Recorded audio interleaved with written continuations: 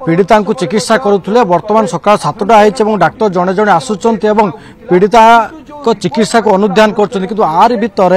ICU बेड्रे बर्तमान जीवन मरण सह लड़े करुँच पीड़िता जो घटना घटला समग्र राज्य को चकित कर शिक्षा व्यवस्थार जो दृश्य नग्न दृश्य बर्तमान सामना को आसी 72 घंटा ऑब्जर्व रखिबो बोली कहा जायतिला 72 घंटा जेतु वर्तमान 10 रु 11 घंटा समय हेचे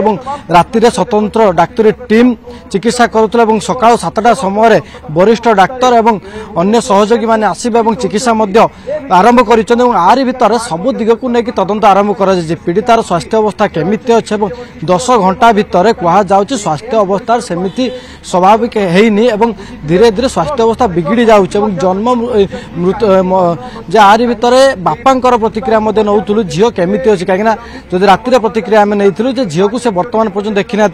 पाखापाखि 12 घंटा हो गला झील को देखी ना झीर स्थिति केमती अच्छी सी जीवित अच्छी कि मृत अच्छी ताकू नहीं मत स्पष्ट हो पारना गोटे आशा आशंका भितर रही पूरा परिवार किंतु आरि भितर डाक्तरी टीम पहुंची सकाळ डाक्तरी टीम बर्तमान चिकित्सा आरंभ कर